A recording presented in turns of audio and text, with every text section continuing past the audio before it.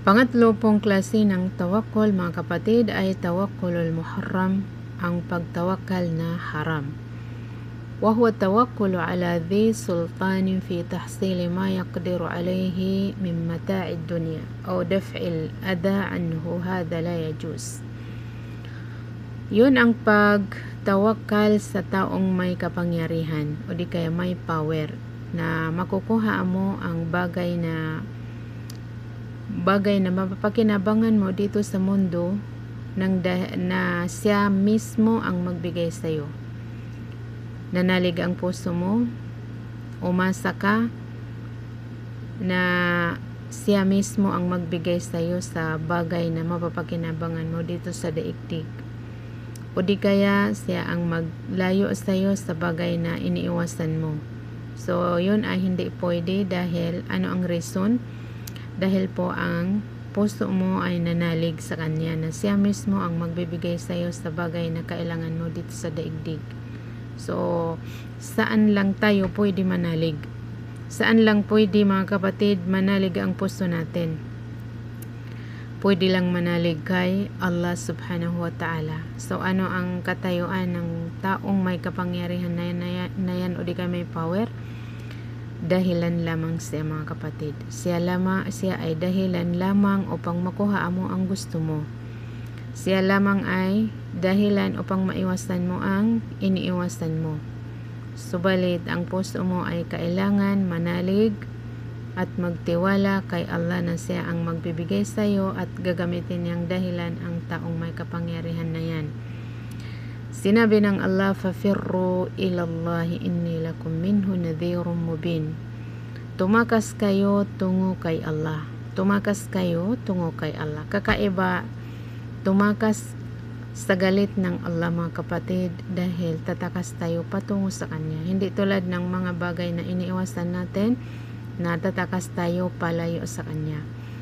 Sa mga kaparusahan ng Allah at sa galit ng Allah ay tatakasan natin tungo kay Allah subhanahu wa ta'ala. So paano tayo tatakas tungo sa Kanya?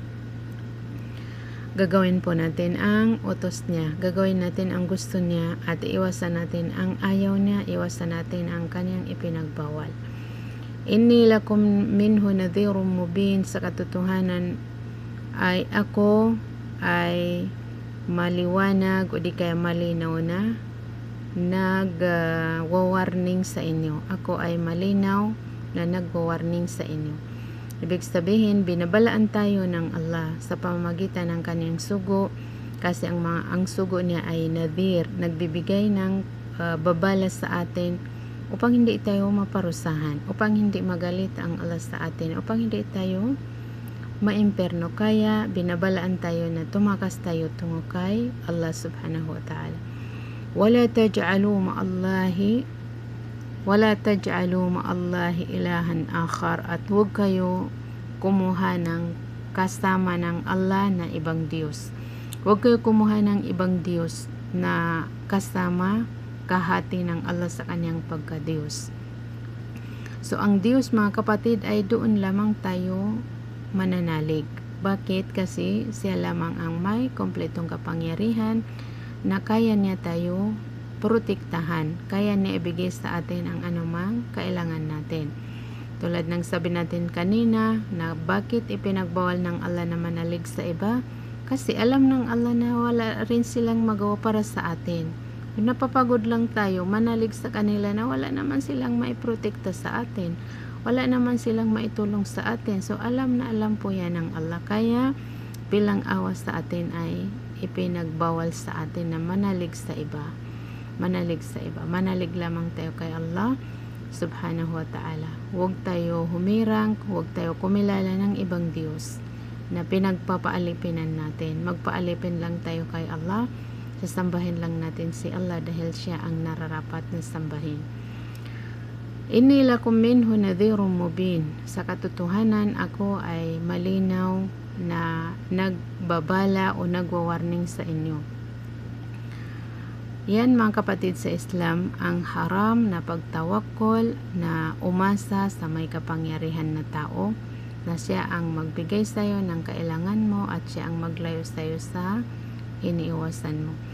Pang-apat na uri ng tawakkul ay at-tawakkulul mubah, ang mubah na pagtawakkul. Wa huwa ay yuwakkil al-insanu man yastati'u ay ya'mala lahu amalan min masalih ad-dunya wal akhirah walakin ya'tamidu bi qalbihi 'ala Allah fi tahsilihi wa hadha mubah syar'an. Ang mubah ay ang pagtawakkul sa tao na kaya niyang gawin sa iyo ang isang bagay na makakabuti sa iyo sa mundo at sa kabilang buhay. Kaya niyang gawin, tulad halimbawa kung may kaso na hindi mo kayang harapin, tapos kumuha ka ng abogado na siya ang haharap sa kasong yan dahil alam mo na mas magaling siya makipagkorte kaysa iyo. Subalit, hindi pa rin pwede na manalig ang puso mo sa kanya. Ang pananaligan mo pa rin ay ang tulong ng Allah sa kanya dahil nakakapagsalita lamang tayo mga kapatid kung papahintulot ang Allah. Masasabi lang natin ang gusto nating sabihin kung papahintulutan tayo ng Allah. Kahit gaano kagaling ang attorney natin, pag hindi ipinagkalooban ng Allah ng lakas na sabihin niya ang dapat niyang sabihin. Lahat po ng naiisip natin ay naisip natin dahil sa kapahintulutan ng Allah. So kahit gaano katalino ang abogado mo o di kaya pinagkatiwalaan mo, kung hindi pinahintulutan ng Allah na ipaisip niya sa kanya ang isang bagay na makakatulong sa kanya o di kaya makakatulong sa kaso, ay wala rin siyang magawa. So wakil ang Allah, siya ang kumokontrol, siya ang namamahala sa lahat ng bagay. Huwag po nating kalimutan na lahat ng bagay ay nilikha ng Allah at lahat ng bagay ay si Allah ang namamahala, si Allah ang kumokontrol. Kahit yung mga salita, kahit yung mga iniisip natin, lahat ng bagay ay si Allah ang kumokontrol dyan. So kung ano lang ang ibinibigay sa atin, binubuksan sa atin, ay yun lamang ang naiisip natin, yun lamang ang nasasabi natin, yun lamang ang nakikita natin, yun lamang ang naririnig natin. So binibigyan lang tayo ng Allah ng konti at dapat nating pagpasalamatan sa Kanya. Kaya kailangan po nating unawain ang mga bagay na ito upang hindi manalig sa tao, upang hindi manalig sa ating sarili, upang hindi manalig sa kahit sino. So saan lang tayo mananalig? Kay Allah lamang mga kapatid. So minsan may mga bagay na hindi natin kaya. So, pwede natin, yun ang mubah na tawakal, pagkuha ng wakil, kapalit ng sarili. Ipinahintulot yan ng Islam dahil si Propeta Muhammad, peace be upon him, ay wakala an-nabiyyu sallallahu alaihi wasallam man yashtari lahu shatan, akhrajahu al-Bukhari. Ipinagkatiwala ni Propeta Muhammad sallallahu alaihi wasallam sa isang tao na siya ang magbili para sa kanya ng kambing. Halimbawa, may ipapabili ka tapos ayaw mo lumakad, ayaw mo lumabas at kumuha ka ng representative mo na siya ang bibili sa iyo ng kahit anong gusto mong bilhin. So pwede po kumuha ng wakil. Ang wakil ay ang kapalit ng ating sarili na pagkakatiwalaan natin sa isang bagay para sa atin. Tulad halimbawa kung mag-hajj ka na hindi mo kaya mag-hajj dahil hindi kaya ng kalusugan mo, ay pwede ka kumuha ng kapalit mo na siya ang magsasagawa ng hajj para sa iyo. Tulad din ng ibang mga trabaho na basta kaya ng tao na pagkakatiwala mo sa kanya ay pinahintulot yan ng Islam. So yun po mga kapatid ang apat na mga uri ng tawakkul na obligado, tawakkul na shirk, tawakkul na haram, tawakkul na mubah. Ngayon naman po ay ang tatalakayin natin ay kayfa tansha'u ibadatu tawakkul fil qalb. Paano ba tutubo ang pagsambang tawakkul sa ating mga puso? Ibig sabihin, paano magkakaroon ang ating mga puso ng pagsambang tawakkul? paano matututo ang mga puso nating magsamba ng tawakkol, dahil ito ay trabaho ng puso, mga kapatid. Ang manalig, umasa, ay trabaho yan ng puso. Tandaan po natin na ang tawakkol kay Allah subhanahu wa ta'ala ay bunga ng paniniwala sa kanyang mga mabubuting pangalan. Bunga ng paniniwala natin sa pangalan niyang Al-Wakil. Bunga ng paniniwala natin sa pangalan niyang Al-Wakil, Al-Kafil, Al-Hasib. So, ano ang ibig sabihin ng Al-Wakil? Napag-aralan po natin yan before. Ganon din ang Al-Kafil at saka Al-Hasib. Al-Wakil ay siya ang namamahala, maasahan na namamahala sa atin. Maasahan na pagtitiwalaan mo sa sarili mo. Maasahan na pagtitiwalaan mo sa kayamanan mo. Maasahan na pagtitiwalaan mo sa kahit anong ipagkakatiwala mo sa kanya. Kaya dahil alam mo na maasahan siya, ay nanalig ang puso mo sa kanya. So siya ang namamahala sa lahat ng bagay. Bunga din yan, mga kapatid, ng paniniwala sa pangalan ng Allah ng Al-Alim, Al-Khabir, Al-Hakim, Al-Rahim, Al-Latif, Al-Qadir at iba pa. Sinabi ng Allah, walillahil asma'ul husna fad'uuhu biha wa dharul ladina yulhiduna fi asma'ihi sayujzawna ma kanu ya'malun.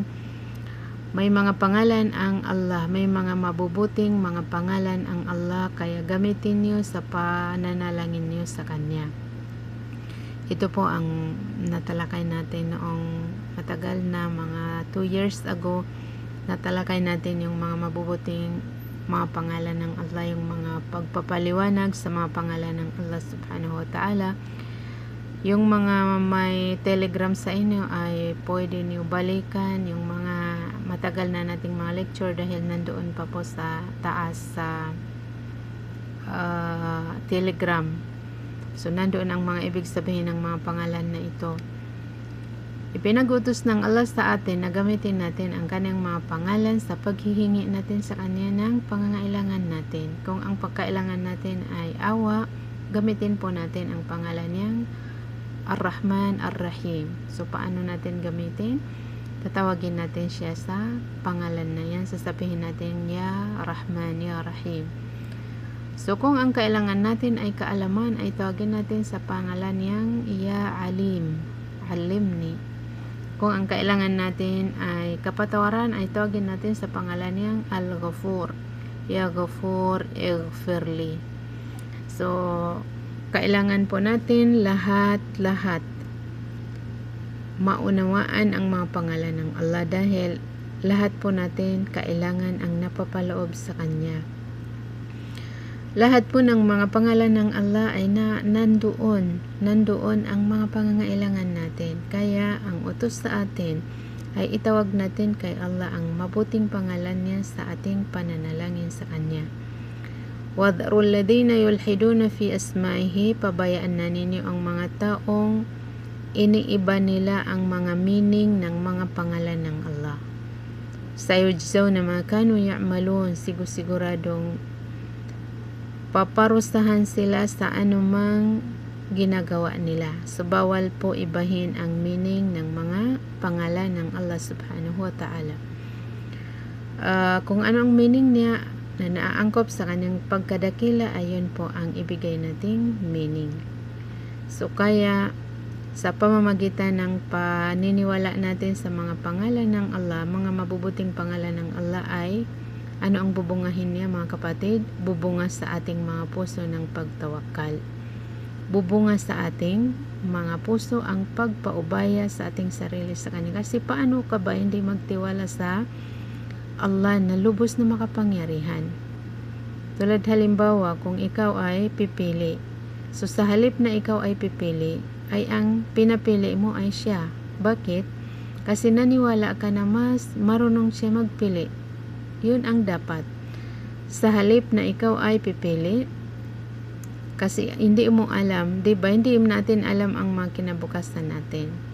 So ang pinapapili natin ay ang alam niya ang kinabukasan, na yun si Allah subhanahu wa ta'ala. kaya ipapaubaya mo sa Kanya ang sarili mo sa pagpipili. So, sa halip na ikaw ay magsasalita, halimbawa ay ipinaubaya mo ang sarili mo kay Allah subhanahu wa ta'ala dahil alam mo na mahina ka lamang, wala kang masabi kundi ang ipapasabi niya sa'yo. So lahat-lahat ng kakayahan ay, ang mga kakayahan natin mga kapatid ay napakaliit. So bago ka pa magsimula sa anumang trabaho mo ay manalig muna ang puso mo kay Allah subhanahu wa ta'ala dahil siya lamang ang nagbibigay sa atin ng dapat nating sabihin, dapat nating isipin. Kung ano lang ang binibigay niya sa atin, ayun lang ang masasabi natin. Kaya sa bawat galaw natin ay dapat ipinapaubaya natin kay Allah subhanahu wa ta'ala. So paano tayo magpaubaya pag hindi natin alam na siya ay Al-Qadir, siya ay Al-Khabir, siya ay Al-Alim, siya ay Al-Qadir. So pag alam natin na lahat ng bagay ay lubos na kaya ng Allah at lahat ng bagay ay lahat ng kaalaman ay si Allah ang nagtuturo sa atin dyan, ay paano ba tayo magpaubaya sa Kanya na makakuha tayo ng kaalaman kung hindi natin alam na siya pala ang nagtuturo. Ang nagtuturo sa atin mga kapatid ay Al-Alim, ang Allah. Ano ang proof? Sinabi niya na allamal insana ma lam ya'lam. Itinuro niya sa tao ang mga bagay na hindi niya alam. So ngayon gusto natin halimbawa magdagdag ng kaalaman. Gusto nating maging maalam. So saan tayo lalapit? So lalapit tayo sa lubos na maalam na nagtuturo sa mga tao. Lahat ng alam natin ay ang nagturo sa atin dyan ay ang Allah. So kung gusto pa natin madagdagan ay humingi tayo ng kaalaman kay Allah subhanahu wa ta'ala. So diba, pag alam na alam mo, 100% ay alam mo at naniwala ka na siya pala ang nagbibigay ng kaalaman, ay siyempre magtatawakal ka na dyan. Aasahan mo na yan. 100% ay aasahan mo dahil nakilala mo siya. So hanggang hindi mo kilala na siya ay may kakayahan na magbigay sa iyo ng kaalaman, ay hindi ka dyan magtitiwala, di ba? So depende po yan sa pagkakakilala natin kay Allah subhanahu wa ta'ala. So pag nakilala mo naman siya na siya ay Al-Qadir, lubos na makapangyarihan, lahat ng bagay ay kaya niya. Minsan may mga bagay na alam natin na hindi natin kaya. Subalit pag alam natin at kilala natin ang Allah at naniniwala tayo na siya ay lubos na makapangyarihan, kaya niya ang lahat ng bagay, ay bubunga naman sa ating mga puso ng pagtiwala sa Kanya. Paano ka hindi magtiwala sa lubos na makapangyarihan? Kayang-kaya niya yan. Yung problema mo, halimbawa, akala mo ba hindi mo na kaya bigyan ng solusyon? Kaya mo sa pamamagitan ng tulong ng Allah. Tingnan mo ang langit. Di ba mas mahirap yan? Mas mahirap likhain. So, yung dala mong problema ay napakadali yan kay Allah. Napakadali yan kay Allah. Kaya lumapit ka sa Kanya.